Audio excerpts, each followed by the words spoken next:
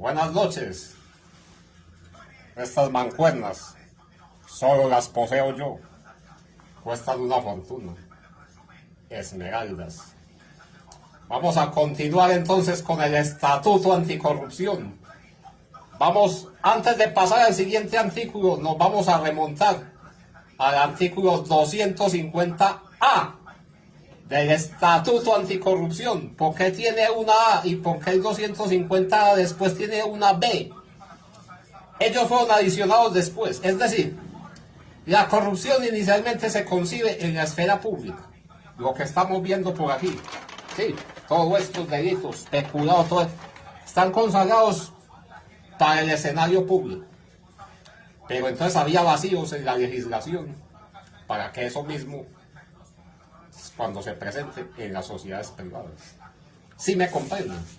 Entonces, es así como se consigue en el sector público, pero ya se va consolidando cada vez más la idea de que la corrupción afecta todo el mercado global de la economía. Es así como en 1977 en los Estados Unidos se profiere una ley federal que se centra en la sanción penal para el soborno a los funcionarios públicos. Imagínense ustedes que más de 400 compañías admitieron haber pagado más de 300 millones de dólares en pagos cuestionables e ilegales. Esos pagos van desde el soborno hasta los llamados pagos de facilitación, lo que conocemos, de que le dan una liga a alguien para que sea un contrato o algo. Todo eso. De lo que vamos a hablar muchísimo de aquí en adelante. Entonces, la idea es que ustedes por favor me presten muchísima atención, porque para que me entiendan bien lo que son los elementos del delito. Esta explicación es de derecho penal. Espero que me presten muchísima atención y verán que van a quedar con una base muy sólida en ese sentido. Vamos a deshuesar este artículo pedacito por pedacito. Ok, ¿qué dice el 250A? No va a rezar lo siguiente. Él fue adicionado por la ley 1474 del 2011, lo que ya estoy diciendo, que venía a llenar ese vacío para el sector privado. Reza lo siguiente: el que directamente o por interpuesta persona prometa, ofrezca o conceda a directivos, administradores, empleados o asesores de una sociedad, asociación o fundación una dádiva o cualquier beneficio no justificado. Ojo, esa es la palabra clave, no justificado, para que le favorezca a él o a un tercero, entonces, en perjuicio de aquella, o sea, de esa sociedad o asociación o fundación, incurrirá en prisión de 4 a 8 años y multa de 10 hasta 1000 salarios mínimos legales mensuales vigentes. Entonces, ese es el primer inciso de ese artículo y se le conoce como corrupción privada activa. Y el segundo inciso se le conoce como corrupción privada pasiva. Ambos los vamos a ver en detalle. Ok. Este libro, todos ustedes se lo tienen que leer, sin importar si son abogados, ingenieros, contadores, administradores de empresas, amas de casa, comerciantes, boxeadores, etc. Todos se lo tienen que leer, porque es el primer tratado de derecho penal que existió en la historia. Pero sobre todo porque habla de lo que es una humanización de las penas que sea proporcional a los delitos. Todos ustedes se lo deben leer en unas vacaciones. No es muy grande. Ojalá en estas vacaciones de diciembre se lo lean. En los días de la novena se lo lean perfecto. Ok. Continuemos. Entonces, aquí es donde me tienen que empezar a prestar muchísima atención para que entendamos bien lo que son los elementos del delito. Sí. El delito siempre va a tener un sujeto activo, ¿sí? Que es el que incurre en la conducta punible. Entonces, en el caso de este artículo, ¿cuál es el sujeto activo? Está entre comillas. ¿El qué? El individuo. Ese individuo. Cualquiera. Miren que entonces se trata de un sujeto calificado, que puede ser cualquier persona. Puede ser cualquier persona, ¿sí me comprenden? ¿El qué? O sea, el individuo que haga eso. ¿Cuál sería el sujeto, entonces, el sujeto pasivo? El sujeto pasivo es la sociedad, asociación o fundación. ¿Sí me comprenden? Esto es de repetición de repetidera. El que directamente o por interpuesta persona prometa, ofrezca o conceda. ¿Sí? Pues, ese individuo, supongamos que soy yo, soy el sujeto activo, yo, el que, el que estoy prometiendo, ofreciendo o concediendo. ¿Sí? El sujeto pasivo es precisamente que yo le estoy prometiendo, ofreciendo o concediendo a unos directivos o administradores de una sociedad, asociación o fundación. ¿Sí? Entonces, esa sociedad, asociación o fundación pasa a ser el sujeto pasivo, o sea, como quien dice, el que va a salir perjudicado, afectado por la conducta punible del sujeto activo. ¿Ok? Vamos entendiendo así. Listo. Entonces, ¿cuál es el verbo rector? Entonces, entiendan esto de que en todo delito va a haber un verbo rector. ¿Sí? Si estamos hablando de homicidio, ¿cuál es el verbo rector? Matar, asesinar. Estamos hablando de robo, de hurto calificado, etcétera, etcétera. ¿Cuál es el verbo rector? Hurtar, robar. Pregunta, si estamos hablando de lesiones personales, ¿cuál será el verbo rector? Si estamos hablando de lesiones personales, el verbo rector será causar. ¿Ok? Y así sucesivamente. ¿Sí? Ese es el verbo rector en materia de derecho penal. ¿Sí? Entonces, en este caso, ¿cuál es el verbo rector? Prometa, ofrezca o conceda. Volvamos a leer. ¿Sí? Esto se aprende repitiendo y repitiendo, así me digan canción, pero me van a entender.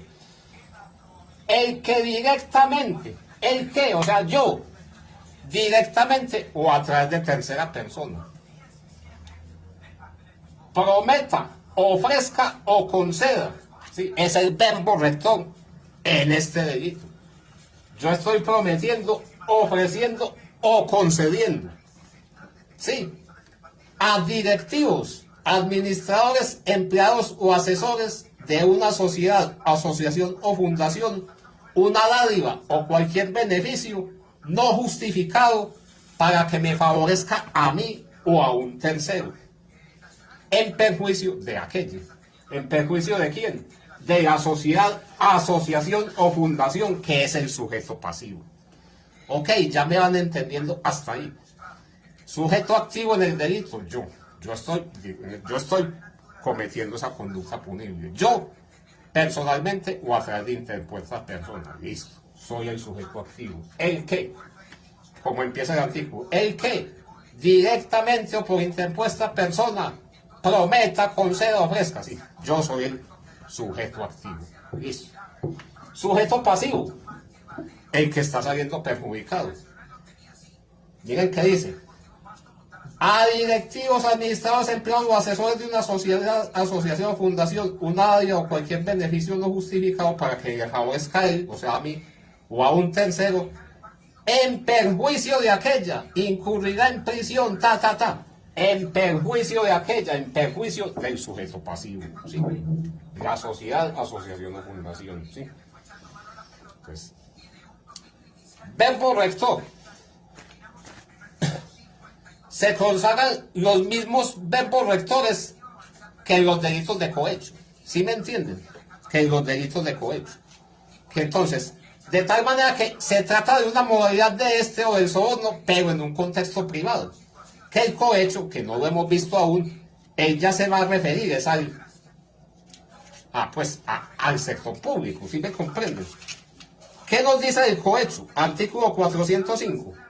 El servidor público que reciba para sí o para otro dinero u otra utilidad o acepte promesas remuneratorias directa o indirectamente para retardar u omitir un acto propio de su cargo o para ejecutar uno contrario a sus deberes oficiales, incurrirá en prisión de 5 a 8 años. ¿Sí? Entonces, los mismos verbos rectores del cohecho que es en el sector oficial. ¿Sí? Entonces miren que es que por eso había un vacío en esta legislación al respecto, para tratar los casos ya en las sociedades privadas. ¿Sí me comprenden? Entonces, estamos hablando de un verbo rector plural, compuesto de alternativo, en que basta la realización de uno de los comportamientos descritos para que se configure y se presente pues el delito. Es un tipo penal de mera conducta, ¿sí me comprenden? ¿Qué es un tipo penal? Es un mecanismo usado por la ley para definir los comportamientos injustos, incorrectos que él ameritan pena. Eso es un tipo penal, ¿ok? Entonces, en ese orden de ideas, o sea, aún no existe mucho desarrollo jurisprudencial de este tipo de delito. Pero entonces, como les digo, se da la consagración de que es una figura muy similar al cohecho, pero en el contexto del derecho privado. ¿Y cuál es su finalidad? Su finalidad es precisamente impedir que las sociedades, asociaciones o fundaciones se vean afectadas por sus propios directivos, administradores, empleados o asesores, con el fin de favorecer a terceros. Pero entonces, se supone que todo eso va en contravía del papel o el rol que se supone que tienen que desempeñar los empleados de la compañía, ¿cierto? Porque se supone que, como quien dice, están siendo desleales, ¿sí me comprenden? Más o menos eso. Que entonces, en ese contexto, se supone que si somos directivos, administradores, empleados, asesores de la empresa, se supone que debemos estar de parte de ella, no en contra de ella, ¿sí me comprenden? Es eso. Entonces, es básicamente esa la cuestión. Entonces, bueno, hablemos de que va a haber un objeto material directo. El objeto material directo no se está restringiendo precisamente a que tenga que ser un beneficio económico. Fíjense que nos está hablando de que cualquier dádiva, beneficio no justificado. Eso es lo relevante, que no se encuentre justificado. Entonces, digamos que usted puede incurrir en algo que no necesariamente tenga que ser dinero, sino, como quien dice, puede ser también un favor, ¿cierto? O sea, por eso hablan de un beneficio no justificado. Digamos, un favor a cambio, ¿sí? Yo te puedo ofrecer pues como una especie de soborno en dinero, si me compren algo así, como puede ser otro tipo de beneficio no justificado, pero que, como no está haciendo la paga, a usted lo va a beneficiar. Si me comprenden, puede ser un favor a cambio, algo así. De acuerdo, por eso el término dádiva se presta para mucha ampliedad pues, de interpretación. ¿Sí? Volvámoslo a leer. Mire que está diciendo,